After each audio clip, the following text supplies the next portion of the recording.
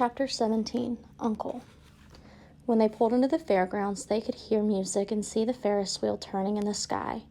They could smell the dust of the racetrack where the sprinkling cart had moistened it, and they could smell hamburgers frying and see balloons aloft. They could hear sheep blatting in their pens. An enormous voice over the loudspeaker said, "Attention, please. Will the owner of the Pontiac car license number H-2439 please move your car away from the fireworks shed?"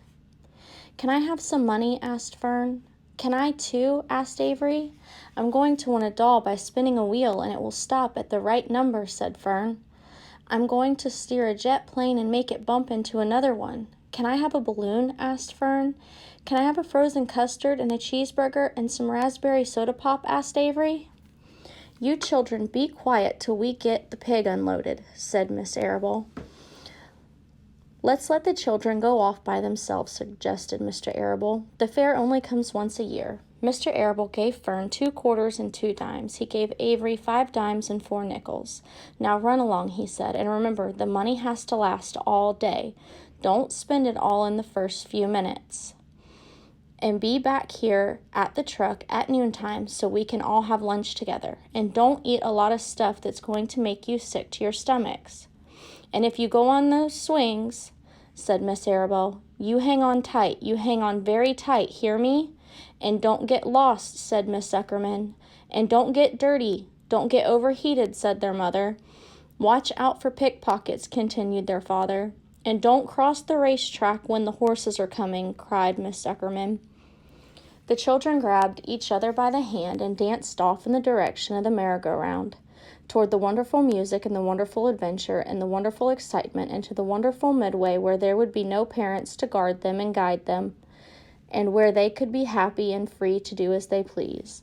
Miss Arable stood quietly and watched them go. Then she sighed. She blew her nose.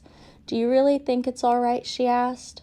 "Well, they've got to grow up sometime," said Mr. Arable, "and a fair is a good place to start, I guess." While Wilbur was being unloaded and taken out of his crate and into his new pen, crowds gathered to watch. They stared at the sign, "Zuckerman's Famous Pig." Wilbur stared back and tried to look extra good. He was pleased with his new home. The pen was grassy and it was shaded from the sun by a shed roof. Charlotte, watching her chance, scrambled out of the crate and climbed a post to the underside of the roof. Nobody noticed her. Templeton, not wishing to come out in broad daylight, stayed quietly under the straw at the bottom of the crate. Mr. Zuckerman poured some skim milk into Wilbur's trough, pitched clean straw into his pen, and then he and Miss Zuckerman and the Arables walked away toward the cattle barn to look at purebred cows and to see the sights. Mr. Zuckerman particularly wanted to look at tractors. Miss Zuckerman wanted to see a deep freeze. Lurvy wandered off by himself, hoping to meet friends and have some fun on the Midway. As soon as people were gone, Charlotte spoke to Wilbur. "It's a good thing you can't see what I see," she said. "What do you see?" asked Wilbur. "There's a pig in the next pen, and he's enormous. I'm afraid he's much bigger than you are." "Maybe he's older than I am and had more time to grow," suggested Wilbur. Tears began to come to his eyes. "I'll drop down and have a closer look," Charlotte said. Then she crawled along a beam till she was directly over the next pen. She let herself down on a drag line until she hung in the air just in front of the big pig's snout. "May I have your name?" she asked politely. The pig stared at her. "No name," he said in a big, hearty voice. "Just call me Uncle." "Very well, Uncle," replied Charlotte. "What is the date of your birth? Are you a spring pig?" "Sure, I'm a spring pig," replied Uncle. "What did you think I was, a spring chicken?" "Ha ha, that's a good one, eh, sister?" "Mildly funny," said Charlotte. "I've heard funnier ones, though. Glad to have met you, and now I must be going." She ascended slowly and returned to Wilbur's pen. "He claims he's a spring pig," reported Charlotte, "and perhaps he is. One thing is certain, he has a most unattractive personality. He is too familiar, too noisy, and he cracks weak jokes. Also, he's not anywhere near as clean as you are, nor as pleasant. I took quite a dislike to him in our brief interview. He's going to be a hard pig to beat, though, Wilbur, on account of his size and weight. But with me helping you, it can be done. When are you going to spin a web? Asked Wilbur. This afternoon, late, if I'm not too tired, said Charlotte. The least thing tires me these days. I don't seem to have the energy I once had. My age, I guess. Wilbur looked at his friend. She looked rather swollen, and she seemed listless. I'm awfully sorry to hear that you're feeling poorly, Charlotte, he said. Perhaps if you spin a web and catch a couple of flies, you'll feel better. Perhaps, she said wearily, but I feel like the end of a long day. Clinging upside down to the ceiling, she settled down for a nap, leaving Wilbur very much worried.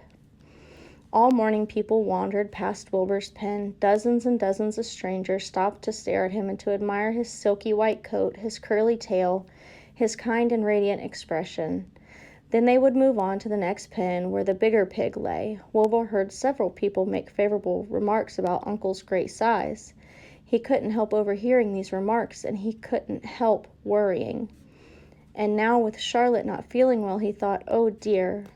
All morning Templeton slept quietly under the straw. The day grew fiercely hot. At noon, the Zuckermans and Arables returned to the pig pen, and then a few minutes later, Fern and Avery showed up. Fern had a monkey doll in her arm and was eating Cracker Jack. Avery had a balloon tied to his ear and was chewing a candied apple. The children were hot and dirty. Isn't it hot? Said Miss Zuckerman. It's terribly hot, said Miss Arable, fanning herself with an advertisement of a deep freeze. One by one, they climbed into the truck and opened lunch boxes. The sun beat down on everything. Nobody seemed hungry. When are the judges going to decide about Wilbur? Asked Miss Zuckerman. Not till tomorrow, said Mr. Zuckerman. Lurvy appeared, carrying an Indian blanket that he had won. That's just what we need, said Avery. A blanket. Of course it is, replied Lurvy, and he spread the blanket across the sideboards of the truck so that it was like a little tent.